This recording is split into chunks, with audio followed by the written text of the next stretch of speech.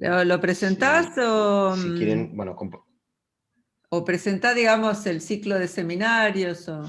Sí, les iba a comentar que este primero retomamos el ciclo de seminarios del Celsos para este año, en esta modalidad virtual, por el momento, y creemos que va a seguir así. Así que bueno, esta primera idea es, en las primeras charlas, que nos comenten un poco los investigadores que han sido beneficiados con proyectos de investigación de agencias, sobre todo los PICT, que nos cuenten a ver en qué líneas de trabajo van a estar investigando y demás. Así que bueno, en una primera instancia eso, luego estoy ya poniéndome en contacto con demás investigadores para que nos cuenten también qué están trabajando o algunos resultados recientes que hayan obtenido. La dinámica es la misma, 45 minutos o una hora de alguna exposición, y luego habrá tiempo para preguntas. Cualquier cosa, si Alejandro preferís que te hagan preguntas o que te interrumpan en la exposición, eso queda a cargo tuyo, no hay problema. Pero generalmente es así, si querés explicar y después cualquier cosa te consultamos o te preguntamos. Sí, como quieran, no me molesta tampoco que me interrumpan, como prefieran. Buenísimo, dale. Bueno, el día y horario es el martes, hoy es a las 15, pero generalmente es a las 14 horas, serían los seminarios. Así que bueno, yo voy a estar organizándolos, ya me he puesto en contacto con algunas personas para ver si están disponibles o no, que nos puedan contar acerca de sus trabajos. Así que bueno, nada más eso, y bueno, Ale, cuando quieras, te escuchamos. Vale, bien, voy a compartir la pantalla. Bien, ¿la ven bien? Sí. Sí. Perfecto. Bueno, cualquier cosa, si no me escuchan bien o algo, me avisan. Bueno, mi nombre es Alejandro Presotto, para los que no me conozcan. Soy investigador de CONICET, trabajo en CERSOS, en el Departamento de Agronomía, específicamente como lugar de trabajo. Bueno, nuestro grupo ha trabajado históricamente desde que cuando yo era becario y antes también en girasol y la relación con la especie silvestre, girasol silvestre, las especies silvestres emparentadas. Durante muchos años yo hice mi tesis de magíster, después mi tesis doctoral también trabajando en girasol silvestre, y después ya a partir del 2008 aproximadamente empezamos a trabajar en Brassica rapa, en Brassica napus, en las brassicáceas, también en Raphanus sativus. Y bueno, un poco en los últimos años sentíamos un poco la necesidad de empezar a hacer cosas en otro cultivo, tratar de aplicar todos los conocimientos que habíamos logrado, todos los avances que hemos hecho en aplicarlos en otro cultivo. Y bueno, es que empezamos a mirar, a buscar en qué otro cultivo podíamos empezar a trabajar. Nosotros a su vez damos un curso que es de posgrado sobre domesticación, y bueno, ahí tenemos que leer, como no solamente damos sobre los cultivos como en los que hemos trabajado, hay que leer bastante sobre otros cultivos, y bueno, a partir de ahí nos empezamos a interesar particularmente sobre el arroz, por los ejemplos que hay vinculados a malezas en arroz, y bueno, empezamos a ver que en Argentina había muy poca información. Se conoce como una problemática importante, pero había muy poca información sobre caracterización, digamos, genotípica, fenotípica, digamos. La verdad que había muy pocos trabajos, o sea, el INTA está trabajando, pero sobre todo resolviendo problemáticas puntuales. Ahora les voy a contar un poco más sobre qué. Así que bueno, nos pareció un buen nicho como para empezar a trabajar. Ya empezamos entonces la búsqueda de colaboradores, porque claramente ustedes se imaginarán que podemos hacer de arroz acá en Bahía Blanca. Entonces, bueno, ahí es cuando empezamos a empezar a contactarnos con investigadores de los INTAs de Corrientes y Entre Ríos, y con una investigadora que se llama Gabriela Auge, que es de la Universidad de Buenos Aires. Y bueno, eso terminó derivando en este proyecto que presentamos en la convocatoria 2019, y que fue, por suerte, favorecido, adjudicado. Así que bueno, básicamente yo lo que les voy a comentar... ¿Se escucha bien? Yo lo que les voy a comentar es un poco el contexto, digamos, del proyecto y los objetivos, pero claramente es un proyecto que recién está empezando y hay muy pocos resultados porque es muy reciente. Así que básicamente les voy a poner en contexto del proyecto y después ustedes harán todos los comentarios, preguntas, o igualmente si me interrumpen, si me quieren interrumpir en cualquier momento, no hay problema. Bueno, entonces, ahí está el nombre del proyecto, un poco describe lo que queremos tratar de hacer, que es detrás del origen de las malezas, y como ejemplos elegimos el complejo de arroz y colza como casos de estudio. Bien, ahí está. Bueno, un poco esto seguramente alguna vez lo han leído o han sentido hablar, un poco del contexto sobre las malezas y su origen. Las malezas son de las problemáticas más importantes en los cultivos. Hay una figura a la derecha que habla que a nivel mundial las malezas ocasionan alrededor del 37% de las pérdidas de los cultivos, o sea, son entre los insectos, enfermedades y malezas, son las malezas las más importantes, las que causan las mayores pérdidas de rendimiento en todo el mundo. Entonces, estas malezas, que son especies adaptadas a los agroecosistemas, tienen tres vías, tres rutas por las cuales pueden evolucionar y convertirse en malezas. Una es probablemente la más conocida, que es a través de la variabilidad de la propia especie silvestre, ¿no? Que se adapta por selección a ese ambiente y termina convirtiéndose en una maleza importante. Hay muchísimos ejemplos de ese tipo de especies. Después son con los que más hemos trabajado nosotros. Las otras dos formas son vinculadas de alguna forma con el cultivo, o sea, la maleza, la especie silvestre que de alguna forma fue domesticada por el hombre y se convirtió en una especie cultivada, a su vez, en instancias posteriores puede cruzarse nuevamente la especie silvestre con el cultivo y originar una maleza por selección, y eso lo llamamos exoferalidad, o directamente el cultivo se dedomestica, o sea, vuelve a formas que llamamos ferales, o más silvestres, por decirlo de alguna forma, y eso lo llamamos endoferalidad. O sea, esas son las tres formas en que se puede originar una maleza en general, y bueno, con las que más hemos trabajado y trabajamos nosotros son con estas dos formas, lo que llamamos exoferalidad y endoferalidad. De hecho, en este proyecto vamos a trabajar con un ejemplo de endoferalidad y otro ejemplo de exoferalidad. Bien, bueno, ahí les puse una frase que me gustó, que dice que los humanos no solamente nos podemos atribuir la invención de los cultivos, sino también de las malezas. Bien, yendo un poco al contexto, digamos, de producción de los cultivos, el primer cultivo del que les voy a hablar brevemente es sobre el arroz. El arroz es el cultivo, la segunda gramínea más importante en el mundo en lo que hace a producción. Se producen alrededor de 700 millones de toneladas en el mundo. Es un cultivo fundamentalmente de consumo humano, o sea, el destino de la producción es para consumo humano. Y fíjense en el mapa de la derecha, los países que más participan en la producción son los que están ahí con tonalidades más oscuras, ¿no? China, India, Indonesia, Bangladesh, Vietnam.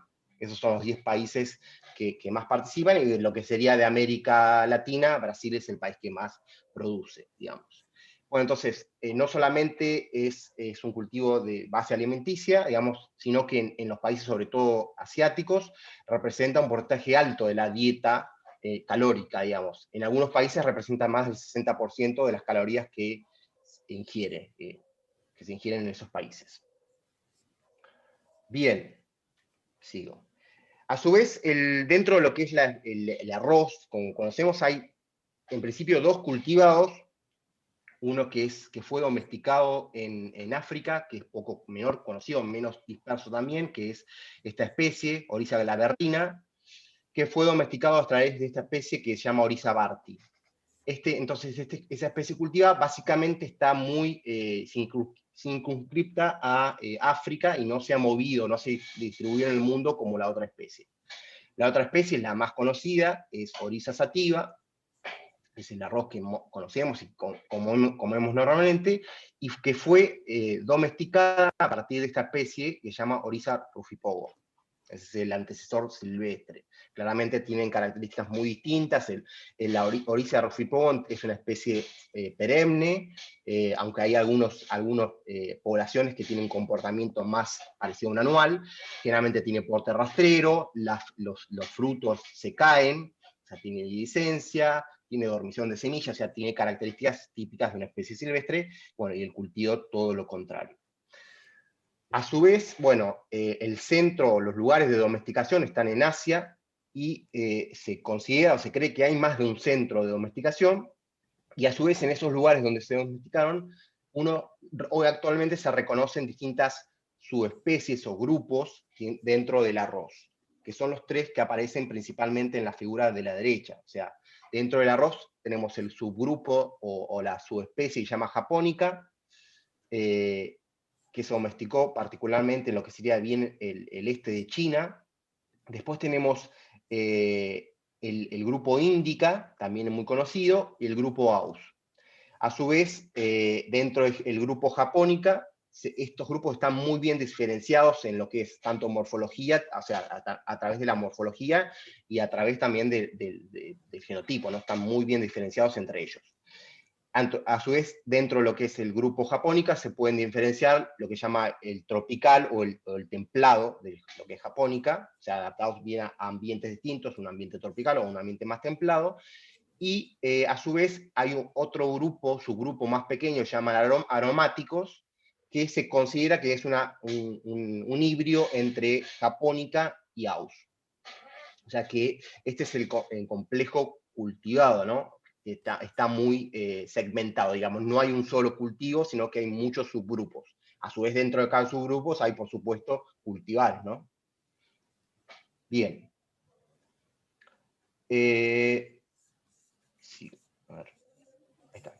Bueno, este es un mapa que muestra dónde han aparecido malezas de arroz, o sea, el arroz maleza. Cuando hablamos del arroz maleza, cuando yo les hablo del arroz maleza, estoy hablando de la misma especie de arroz. Estamos hablando de Oryza sativa, que de alguna forma volvió a lo que llamamos endoferalidad, volvió en estado silvestre y se comporta como maleza.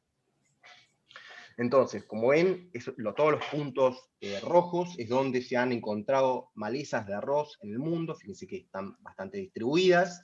En América, en el continente americano tenemos en Estados Unidos, en México, y en el continente, bueno, el subcontinente Latinoamérica, está en Brasil, en Uruguay, en Argentina ahora vamos a ver, está en Colombia, Venezuela y demás. En Europa también está en España, en Francia y en Italia. Bueno, y sobre todo, fíjense en lo que es Asia, ¿no? El continente asiático está en la mayoría. Bueno, entonces, muchos grupos entonces, que trabajan en arroz han trabajado muchísimo en tratar de saber de cuál es el origen de esos biotipos malezas, para entender un poco cómo llegaron ahí. Para el que no conoce mucho sobre el arroz, es un cultivo que básicamente crece, o en la mayoría de los casos, crece, en la mayoría del ciclo se cultiva bajo agua, digamos, generalmente dependiendo, digamos, también hay distintos tipos de producciones, pero en lo que es, por ejemplo, en Argentina y en la mayoría, los cultivos son bajo riego. Generalmente la primera etapa es en secano, que es el establecimiento, después el resto del ciclo está inundado, y finalmente la cosecha también es en secano, ¿no? O sea, se deja de regar para poder cosechar. Ese es en general en la mayoría del mundo, generalmente son donde hay más tecnología. En algunos otros ambientes directamente está todo bajo agua, en ambientes donde llueve mucho, digamos. ¿Por qué les digo esto? Porque es un ambiente de una alta presión de selección, o sea, claramente no es muy común que haya malezas que sean tolerantes a tanta agua, y por eso es que también creemos que el arroz, de alguna forma, ese ambiente con tanta presión de selección por riego ha hecho también que se haya seleccionado en contra, o que hayan aparecido biotipos maleza, digamos. Bueno, fíjense, este trabajo se los puse como un ejemplo para ver de algunos grupos, es un trabajo que engloba muchísimos autores, y que lo que han tratado de hacer es qué es lo que pasó en el mundo en general con los arroces maleza. Entonces lo que hicieron es genotiparon más de 500 biotipos de arroz de todo el mundo, de 16 países, y trataron de ver cuál era el origen de esos arroces. Lo compararon con muchísimos cultivares de los distintos grupos que yo les mostré, los japónica, los índica y demás, y con las especies silvestres. Con las especies silvestres hablo fundamentalmente de Oryza rofipogon, pero también hay otras especies silvestres. Bueno, lo que encontraron es un poco yo lo que les conté. Básicamente todos los biotipos, lo que se pueden ver abajo y también en la figura, básicamente todos los biotipos maleza, la mayoría de los biotipos maleza, descienden del cultivo directamente, o sea, son endoferalidades, endoferales, digamos. O sea, que se han dedomesticado de la especie cultivada. Y de hecho se pueden distinguir exactamente de qué tipo de cultivares descienden. Por ejemplo, todos los que son de color, en el mapa de color violeta, descienden de los cultivares Aus, los que son de color azul del Índica, y los que son de color amarillo del Japónica. O sea que claramente se puede distinguir hasta de qué tipo de cultivar descienden esas malezas. En algunos casos, sobre todo en algunos países asiáticos, donde hay convivencia de la especie silvestre con el cultivo, hay algunos ejemplos, algunas malezas que tienen mayor, digamos, parte de su constitución genotípica tienen silvestre, digamos. De hecho, se puede ver acá, por ejemplo, en Malasia, en la parte de abajo, se puede ver, si lo miran con cariño en la figura porque está muy chiquitita, se puede ver que tiene una coloración verde, digamos. O sea, que hay algunos individuos que tienen sangre, por decir una forma, silvestre, digamos. Aunque en la gran mayoría y en todo el mundo, el evento más recurrente es la endoferalidad. Bien. Este es un ejemplo que les cuento solamente para mostrar un ejemplo. Hay muchísima bibliografía de arroz maleza en el mundo, solamente les voy a mostrar un ejemplo, y que utiliza la metodología que queremos utilizar, que vamos a utilizar en nuestro proyecto. Este es el caso del arroz maleza en Colombia. Eso es lo que hicieron, tienen en el mapa de la izquierda, se pueden ver de dónde recolectaron los biotipos maleza, los tienen distribuidos en distintos ambientes, digamos, de Colombia. Entonces hicieron la colección de los biotipos, hicieron una caracterización morfológica, y después de estos caracterizaron 140 biotipos de arroz de distintos ambientes. A su vez le agregaron un montón de cultivares colombianos y lo que llamamos las razas locales, son las land races, que son estas variedades muy antiguas que también tenían en Colombia. Y también le agregaron a su vez un montón de genotipos de silvestres y lo mismo que malezas de otras partes del mundo, y al igual que cultivares.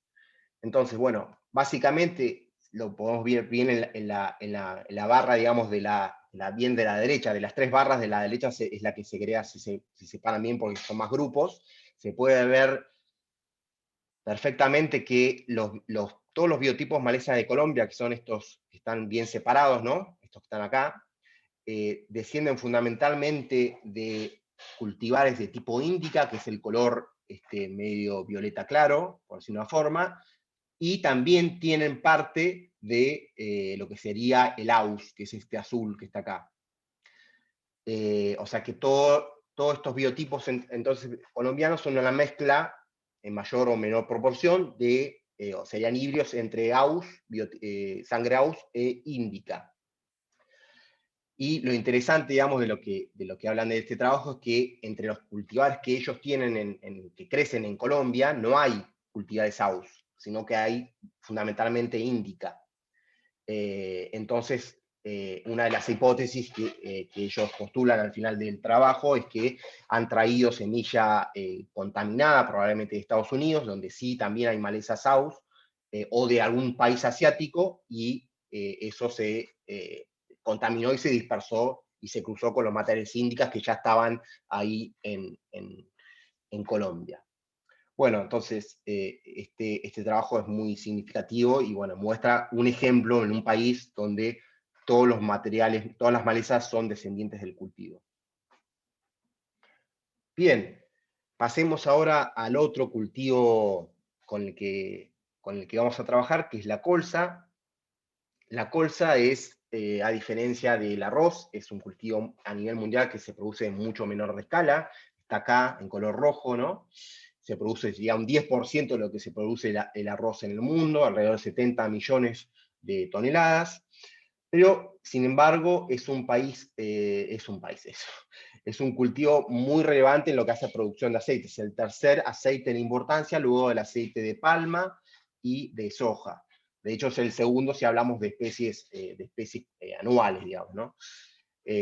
O sea que, básicamente, el subproducto de la colza es el aceite y tiene, en principio, dos grandes usos. El aceite con destino para consumo humano, que tiene unas características particulares de las que ya les voy a nombrar ahora más adelante, y el aceite con destino industrial. Ese aceite con destino industrial, fundamentalmente, uno de los destinos más utilizados es para hacer biodiesel. Y bueno, el consumo humano es para consumirlo en ensaladas y demás. Bueno, básicamente, entre los países que más producen la colza, son Canadá, pero también me parece China, India, Francia y Alemania. Esos son los países fundamentalmente que más producen colza en el mundo, y particularmente Canadá, ahora yo les voy a contar, ha sido uno de los grandes países centros de mejoramiento de la colza moderna, digamos. Bien. Bueno, el origen de la colza, para hablar un poco del origen de la colza, hay que hablar de este famoso triángulo de U, que me quedó la O abajo, que involucra básicamente tres especies en los vértices del triángulo, Brassicaceae, rapa y nigra, y en el medio, entre las dos especies diploides, aparecen las especies tetraploides. Todas estas especies tienen, sobre todo las especies que están en los vértices, tienen parientes, o sea, parientes silvestres, y a su vez han sido domesticadas y se han convertido en cultivos. Entonces, en el caso de la colza, que es Brassicanapus, es un híbrido tetraploide o un anfidiploide entre Brassicaceae, que es la que, digamos, los cultivos son las coles, los repollos, los brócolis y el coliflor, con la otra especie que es Brassica rapa, que es el nabo o la col china. Serían los ejemplos domesticados, digamos. Y entonces el producto de estas dos especies dio origen a Brassica napus, que es conocida como colza o como canola también. Entonces es una especie tetraploide. Esta especie tetraploide no existe en forma silvestre, o sea, es una especie que no existe en forma silvestre, y se cultiva, es originaria del Mediterráneo o de Europa del Norte, y se cultiva aproximadamente desde 1600. O sea que tiene como cultivo, es un origen bastante reciente, y ahora les voy a mostrar que no voy a indagar en la historia de la canola, de la colza, pero sí les voy a contar algunos hechos que tienen a colación parte del trabajo que hemos hecho. Básicamente, entonces, los que llevaron adelante el mejoramiento de la colza fueron los canadienses, y fundamentalmente lo que hicieron en principio fue bajar el contenido de dos componentes que se consideran antinutricionales, que son el ácido urúcico y los glucosinolatos. Lo llevaron a niveles muy bajos, comparativamente con las especies silvestres, ¿no? Eso tiene un poco la cronología de cómo lo lograron. Y por eso es que en muchos casos se las conoce como canola o colza 00, porque tiene 0 de rúcico y 0 de glucosinolatos. Entonces, ese fue un hito alrededor de la década del 60. Luego, en la década del 90, aparecen los primeros híbridos, digamos, de colza, y empiezan a aparecer, empiezan a desarrollar variedades o cultivares con resistencias a herbicidas. Ahí, como ven en la tabla de la derecha, están el tipo de resistencia que tienen, la herbicida que tienen, y los países en donde fue fue aprobada el evento. Estamos hablando de que en todos estos eventos, glifosato y glufosinato son eventos genéticamente modificados, ¿no? Y entonces ahí tienen los países en donde fue aprobado y el año. En el caso de Argentina, particularmente, del que vamos a hablar ahora un poco más adelante, nunca se aprobaron los eventos genéticamente modificados, o sea que nunca, fundamentalmente por la convivencia de especies silvestres junto con el cultivo, nunca se aprobó la colza genéticamente modificada en Argentina, pero sí se aprobó, ya mucho más reciente, estamos hablando de un par de décadas, una década, se aprobó lo que serían las variedades CL, que es una tecnología, o Clearfield, es una tecnología de resistencia a herbicidas, pero que se genera a través de mutagénesis, ya sea mutagénesis natural o inducida. Bien, entonces, ¿por qué les cuento un poco esto? Porque, bueno, la maleza de la que les voy a hablar está muy relacionada con esta resistencia a herbicidas. Bueno, fíjense, acá tienen un mapa de la colza transgénica en el mundo, en los países donde el cultivo está permitido, que son estos puntos marrones. En los países o en los lugares donde han aparecido ferales, o sea, donde se escapa, digamos, este cultivo, ¿no? Se escapa y se puede autoperpetuar, que son estos puntos un poco marrones más claros. Generalmente en los mismos países donde está permitido también se producen escapes, pero también suele pasar que en algunos países donde no está permitido se aparecen contaminantes. Ese es el caso de Suiza, por ejemplo, donde estuvo asociado al movimiento de los trenes, y otro ejemplo claro es Argentina. Argentina, que nunca había sido permitido el cultivo de colza, nosotros, particularmente en nuestro grupo, identificó biotipos de ferales de colza genéticamente modificada. A su vez tenemos otro componente que es la posibilidad de que haya flujo con la especie silvestre, que es Brassica rapa, y que es este símbolo con la cruz. Entonces, vemos que en Canadá hubo flujo genético hacia la especie silvestre, Brassica rapa, transferencia de la resistencia. Lo mismo pasó en Japón, y lo mismo sucede en Argentina. En Argentina nosotros identificamos poblaciones de Brassica rapa con resistencia genéticamente modificada al glifosato. O sea que este es el contexto, digamos, de la problemática, digamos, de la colza en el mundo y en Argentina. Bien, entonces ahora vamos a ir un poco más a qué es lo que pasa en Argentina con estas dos especies, y después ya vamos a la parte, digamos, de los objetivos del proyecto y un poco de los materiales con los que contamos. Bueno, básicamente, yendo a la situación argentina y particularmente en arroz, el arroz, si bien a nosotros que estamos acá en Bahía nos parece que es poco importante, se producen en el país alrededor de 2 millones de toneladas, o sea, es una cantidad bastante importante. Fundamentalmente, como pueden ver en el mapa de la derecha, en las provincias del norte, y fundamentalmente entre las provincias del NEA, ¿no? Esta provincia del NEA, las que más participan son Corrientes y Entre Ríos, que suman el 85% de la superficie sembrada. O sea, ahí está casi todo de lo que se hace de arroz, se hace en esas dos provincias. Los rendimientos son bastante buenos, 7.000 kilos, y bueno, básicamente entonces la mitad o la mayoría de lo que se produce en Argentina se exporta, o sea, y el resto en parte se consume en nuestro país. Entre las problemáticas más importantes que tiene el arroz actual en Argentina son las malezas, y entre las dos especies malezas más problemáticas aparece el arroz maleza, con el que vamos a trabajar, y otra especie muy conocida que es el capino o la equinocloa, que también es una maleza muy importante, y no solamente en la zona arrocera, sino en el resto del país. Y fíjense, yo les puse acá una nota de color, pero bueno, en parte, acá hablan del derrumbe de la producción arrocera en Santa Fe, pero bueno, en parte de lo que le atribuyen a la pérdida de superficie en el cultivo de arroz, por lo menos en Santa Fe, es al problema de las malezas, que hacen que muchos productores hayan decidido abandonar lotes del campo porque no pueden controlar esta especie. O sea que es una problemática realmente importante en Argentina, sobre todo en esa región, particularmente en esa región, que hasta ahora no tiene una solución bastante clara, digamos. Y como les dije, actualmente no se desconoce, digamos, no se ha hecho hasta ahora una caracterización sobre los biotipos, digamos, de malezas que hay en Argentina, ni mucho menos genética o genómica.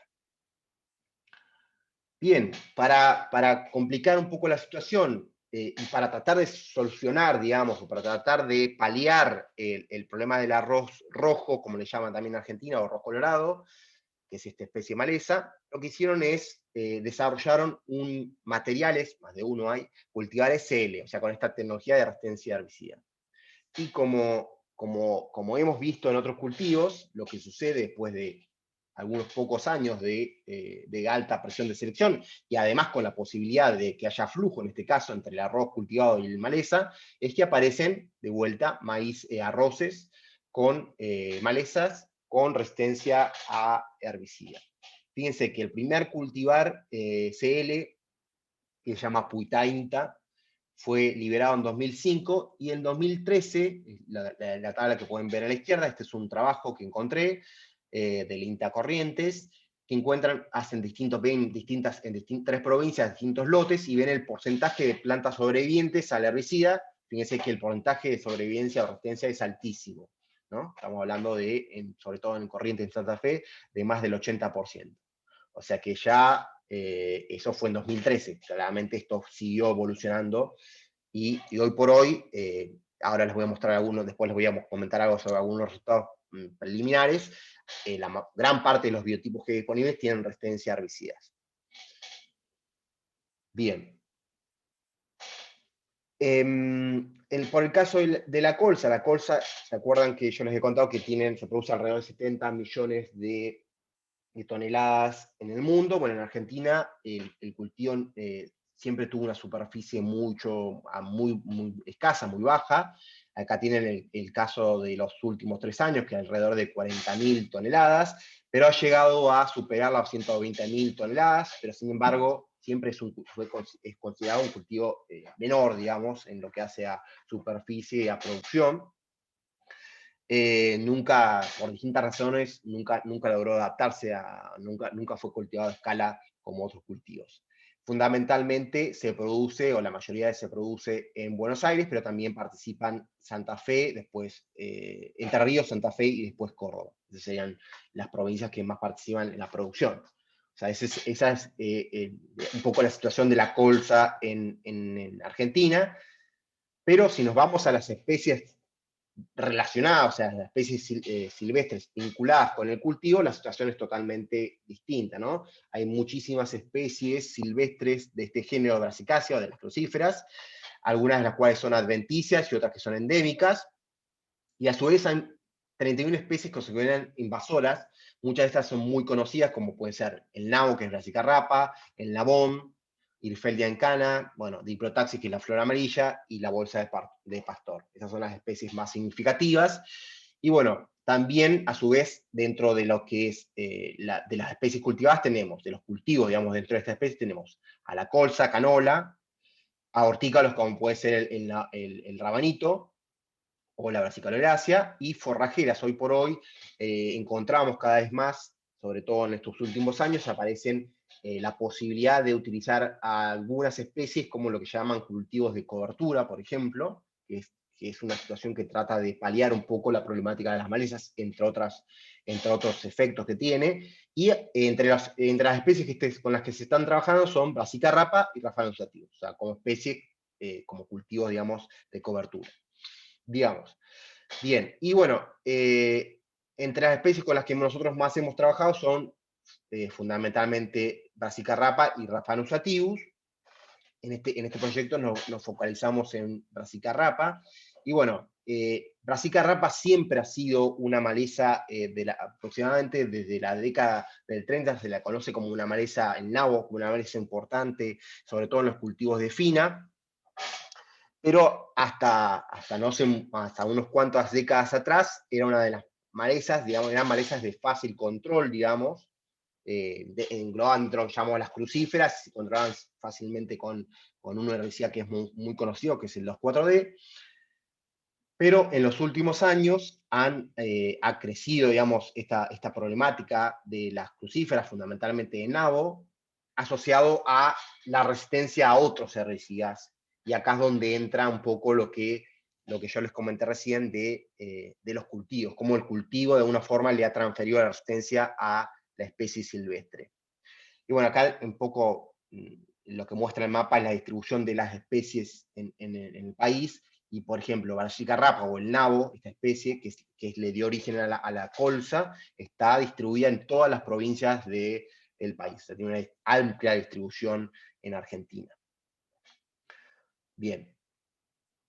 Bien, acá les voy a sacar la foto. Bueno, esto es un poco, le quería contar un poco lo que hemos avanzado en colza. Claramente, como venimos trabajando ya hace unos cuantos años, tenemos muchísimo más información sobre la resistencia a herbicidas. En principio, el proyecto o sea, nuestro trabajo en Brassica se empezó con la otra especie, que era una especie cultivada, que era Brassica napus, pero lo encontramos en un lote cultivado como una especie, como una maleza. Ahí hablamos de lo que es el biotipo feral de Brassica napus. En ese caso, eso fue aproximadamente en 2008, un poco más adelante. Esa población de Brassica napus, que se comportaba como un feral en un lote de soja, era resistencia al glifosato, y ahí pudimos comprobar que la resistencia era genéticamente modificada. Luego, más adelante, ya el primer lote que encontramos de Brassica rapa fue en 2012, o sea que acá ya estaba la especie silvestre, ¿no? En Brassica rapa, y bueno, ahí hicimos toda una caracterización de resistencia a herbicidas, y bueno, ahí está el trabajo, un poco. Lo que detectamos es que no solamente tenía resistencia al glifosato, y que la resistencia al glifosato era genéticamente modificada, sino que también tenía resistencia a otra familia de herbicidas, que son los ajás, que son herbicidas muy comunes, o sea que está acumulando resistencias. Bueno, ahí tienen las curvas de esas respuestas, no se las voy a comentar, pero bueno, para ver qué nivel de resistencia tiene. Por eso es que estudiamos con dosis crecientes. Bien. Y acá tienen un poco las herramientas que utilizamos para detectar, digamos, la presencia del transgén. Están estas banditas que sirven para detectar rápidamente. Esto lo hacíamos en el campo para ver si las plantas eran resistentes o no. O sea, si tienen dos bandas son resistentes, o sea, tienen el transgén. Si tienen una sola banda, no tienen el transgén. Después, de todas formas, eso lo comprobamos en el laboratorio, utilizando un protocolo que es sugerido por la Comunidad Europea, y también pudimos comprobar que tenían el transgén. Otra cosa que me olvidé decirles, o que no les comenté, es que por eso es que yo les había hablado anteriormente de los glucosinolatos y el lúcico, y cómo la colza había sido mejorada hasta llegar a ser canola o colza 00. Eso es importante porque son dos atributos que nosotros utilizamos también para saber o para conocer si esas características las tenían el feral de Brassica napus que habíamos identificado. Y efectivamente lo tenía. O sea, eso de alguna forma demuestra que si la especie feral, o sea, que nosotros veíamos como analisa de Brassica napus, tiene bajo contenido de lúcico y bajo contenido de glucosinolatos, evidentemente proviene de un programa de mejora, ¿no? Y reciente. Bueno, claramente esta especie, que es Brassica napus, no tiene esta característica, no tiene bajo el lúcico ni glucosinolatos, es la especie silvestre con el transgén de resistencia al glifosato y a su más resistencia a ALS. Bueno, y esto es un poco, está esta página, o que es, bueno, APRESID, la institución APRESID, a su vez tiene una página en donde registran todas las especies resistentes a herbicidas, y a su vez tienen un mapa de cómo van evolucionando las resistencias. Y acá lo que ven les puse 2 años, porque en 2019 no aparecía nada, no sé por qué. Muestra cómo es cómo ha sido un poco la evolución de esta Brassica rapa, ¿no? Este nabo con resistencia a estos dos grupos de herbicidas. Y fíjense que básicamente por lo menos hasta el 2007, en todo lo que es el sur y sudeste de Buenos Aires, algunos partidos del centro, y también se los puede ver en Entre Ríos y en parte de Santa Fe. O sea que se ha ido moviendo rápidamente en todos los ambientes cultivados, y realmente significa una problemática muy importante en esos ambientes, una de las malezas más conocidas en el sudeste de la provincia de Buenos Aires. Bien, ya yendo específicamente a qué es lo que queremos hacer en este proyecto. Bien, en principio el objetivo 1 es estudiar la variación fenotípica de los biotipos de arroz maíz argentino, o sea, estudiar, caracterizarlos fenotípicamente a todos estos los biotipos de arroz. A su vez, lo que vamos a hacer es una caracterización fenotípica, digamos, es el objetivo 2 de estos biotipos de arroz, y vamos a utilizar esta técnica que se llama genotipado por secuenciación.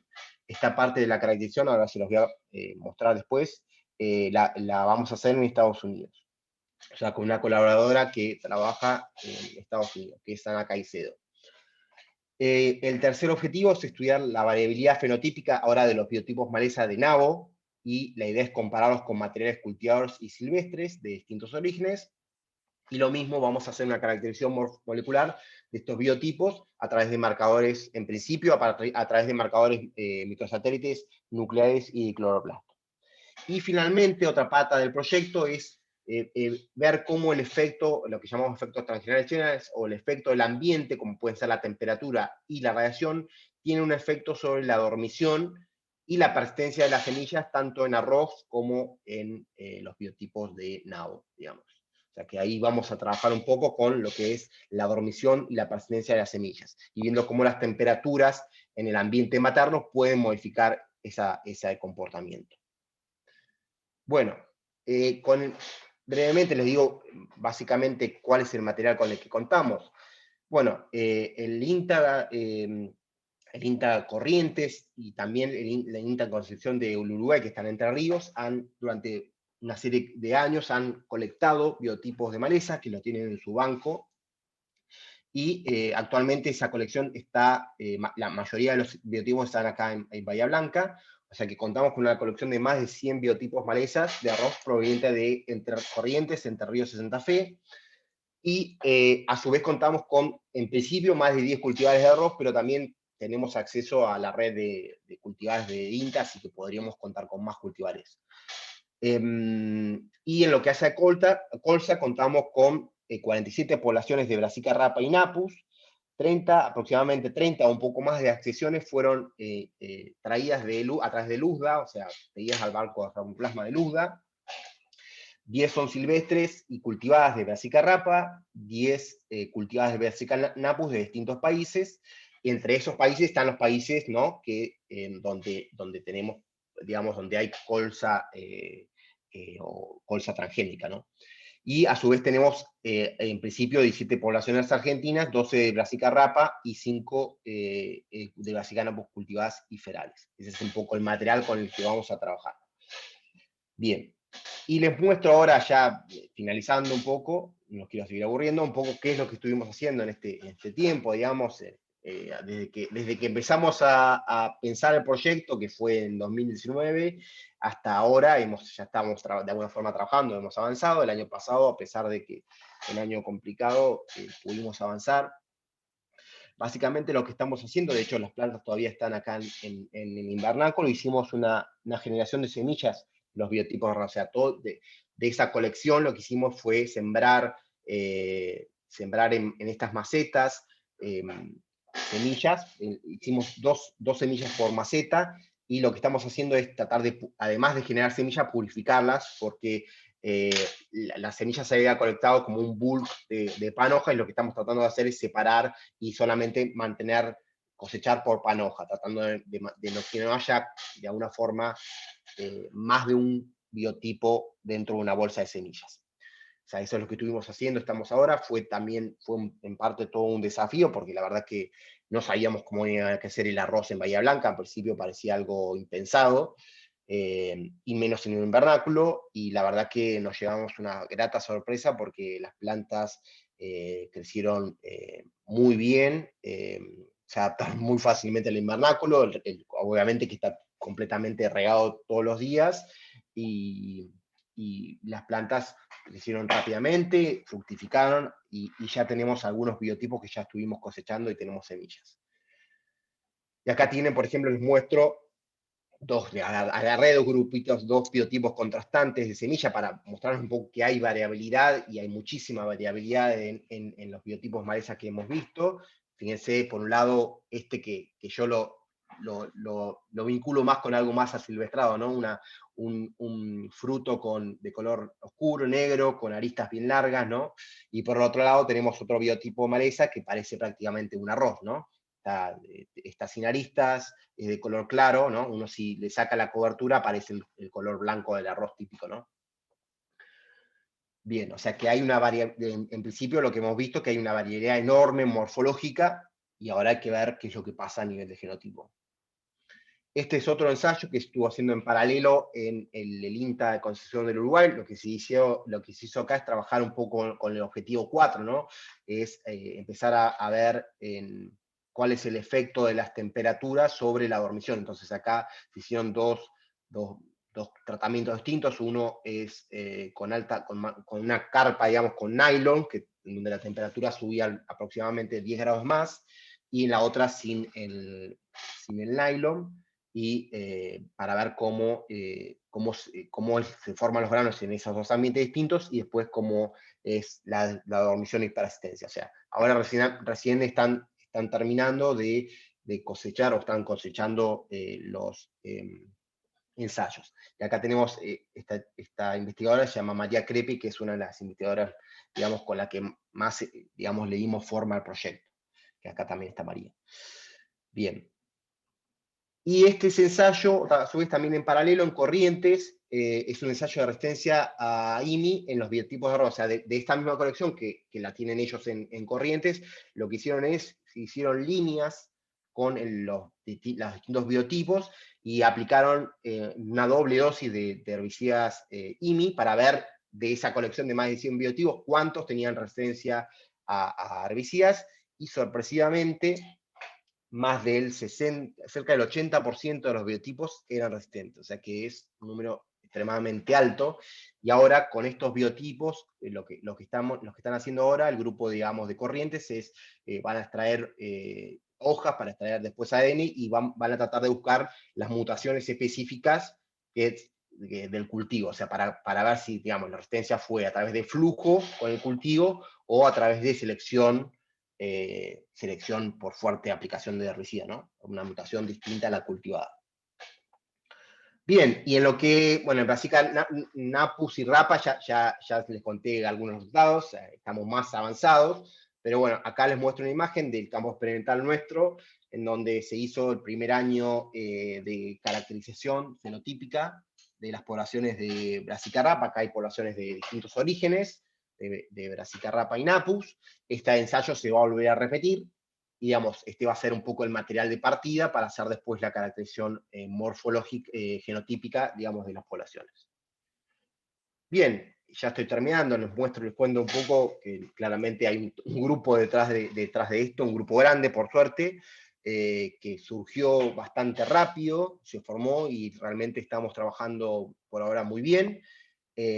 Básicamente tenemos un grupo que pertenecen o trabajan en la UBA o en Buenos Aires, que son Gabriela Auge, y Verónica Rodríguez también está colaborando. Gabriela Auge también fue una de las investigadoras con las que estuvimos armando el proyecto. El grupo, digamos, de Concepción del Uruguay en Entre Ríos, que destaco de vuelta a María, que es la que también más participó en la elaboración del proyecto.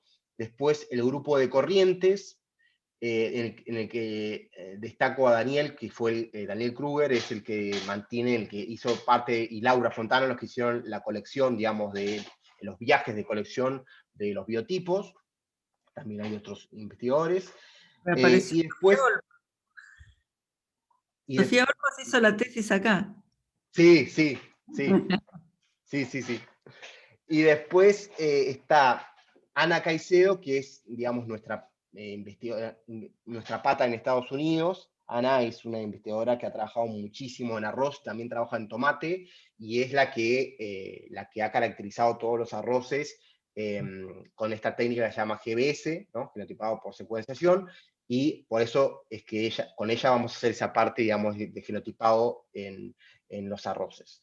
Y bueno, después finalmente está nuestro grupo, parte en realidad de nuestro grupo, no están todos, parte de nuestro grupo en Bahía Blanca, los que vamos a trabajar particularmente en este proyecto que involucra a estas dos especies. Así que bueno, eso es un poco todo lo que les quería contar. Bueno, y muchas gracias por la atención. Ahí está una fotito de las dos especies. Gracias. Bueno, gracias Alejandro. Felicitaciones No, por el proyecto adjudicado. Y, gracias.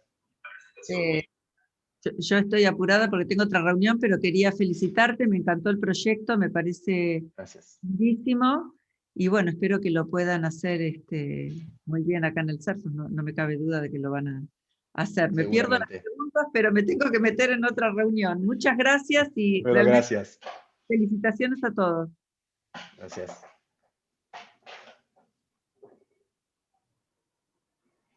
Bueno, no sé si alguien tiene alguna pregunta o alguna consulta para Alejandro. Ahí te asigno, Nelson, como... Ah, bueno, dale. Listo.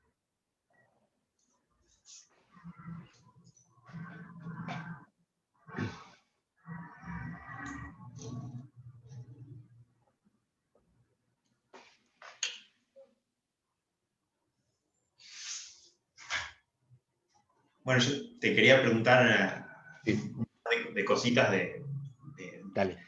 dudas nada más, porque la verdad es que no, ni cerca de comprender el tema de investigación, pero en los cultivos de arroz mostraste en un mapa las principales provincias donde se cultivaba y no estaba marcada la provincia de Misiones.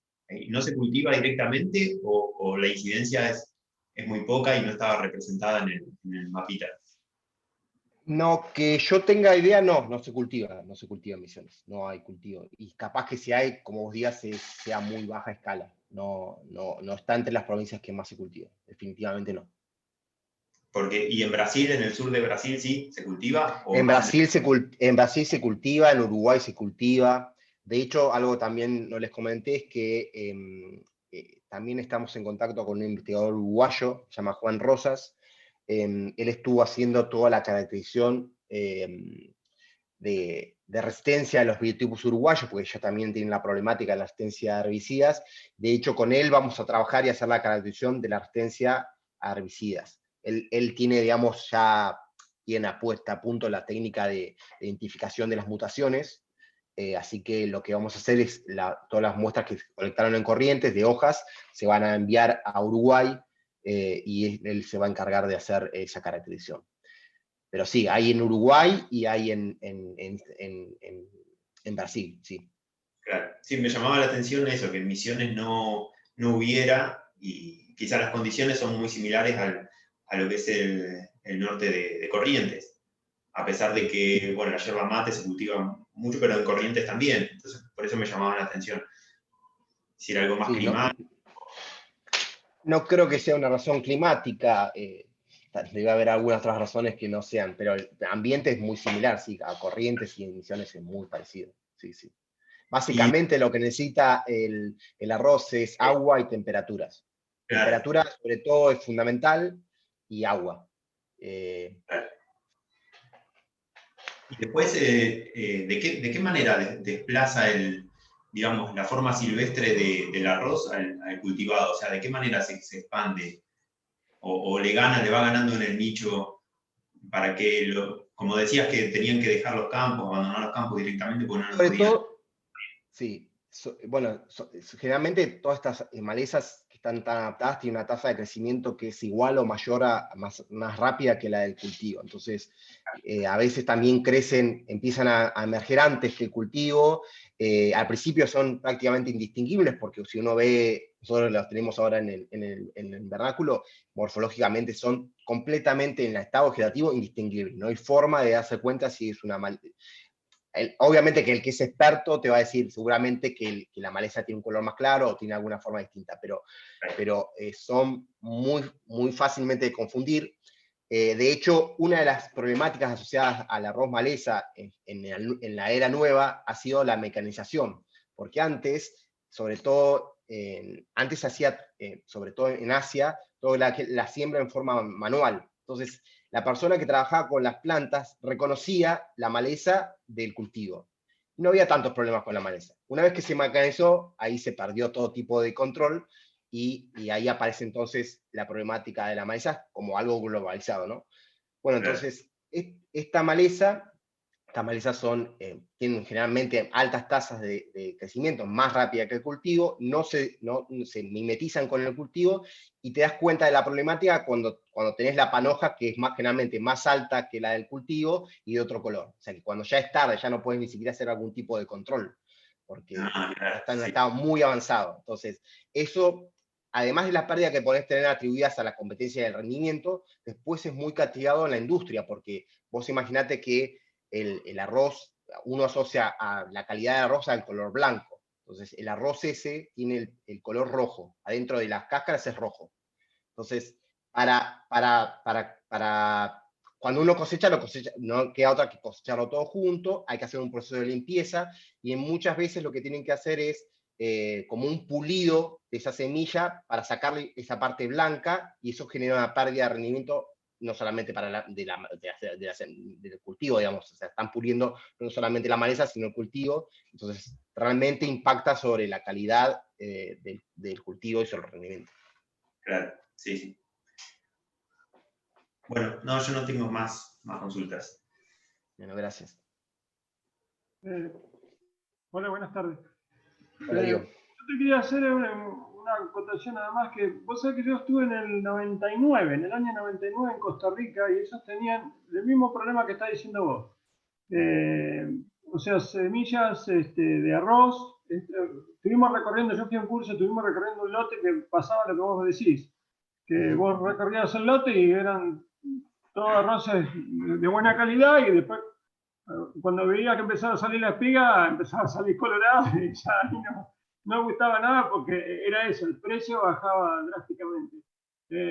¿Vos tenés alguna información de si ha avanzado eso ahí en Costa Rica, si has contactado alguna publicación, o si has visto en algo? Costa Rica, lo único que estoy seguro, porque lo leí hace poco, en Costa Rica sé que hay problemáticas. De hecho, hay una página que es bueno, digo, seguro vos la conocés, es donde están todas, la de HIPLA, están todas las resistencias, digamos, del mundo, y ahí hay un ejemplo de que han caracterizado la resistencia del arroz rojo en Costa Rica. O sea, que hay biotipos caracterizados con resistencia herbicida en Costa Rica. O sea, tienen la misma problemática que hay acá. O sea, se ve que también tienen un material CL o ha desarrollado resistencia por presión de selección, y tienen la misma problemática de resistencia. Sí. No, lo que no sé si han hecho una caracterización genotípica, no leí nada de Costa Rica, digamos, profunda, digamos, como por ahí lo hicieron en Colombia o en Estados Unidos. Sobre todo que los problemas de maleza se intensifican más en los casos de que el arroz se hace por inundación. Entonces todas las otras malezas, ¿sí?, realmente se mueren. Entonces empieza a tener más ímpetu, o gana más en competencia la maleza que es arroz, porque tiene las condiciones propias del cultivo. Entonces crece igual o mejor que el cultivo, porque además nosotros le estamos eliminando la competencia. Exactamente. Sí, sí. Sí, sí, por eso yo le decía que creemos que esa alta presión de selección por agua, digamos, que realmente te elimina la mayoría de las malezas, genera el ambiente ideal para que el arroz se vuelva una especie feral, digamos, para que se escape, digamos, del cultivo y se transforme en la maleza. Y otra curiosidad nada más. ¿Cómo hacen para hacer los tratamientos que mostrabas ahí con el midazolinona si después van a inundar? Eso no, supongo que lo deben hacer, imagino que lo deben hacer en secano y después regarán. ¿Vos decís allá en Corrientes? Sí, esa parcela que vos mostraste, porque yo estoy acostumbrado a aplicar, digamos, en parcelas, pero no estaba acostumbrado, nunca vi que se inunde después la parcela. O sea, claro, porque ahí crece. ¿cómo se maneja el movimiento del herbicida, por ejemplo, si se iba a inundar? Claro, yo me imagino que lo deben haber hecho, porque eso se hace, viste, en estado muy temprano, se hacen 2 hojas, lo habrán hecho en estado muy temprano, y después empezaron una vez que después lo aplicaron, empezaron a inundarlo, pero no lo hicieron, digamos, mientras estaba inundado. Esa parte no la No, una curiosidad. Decimos que es así.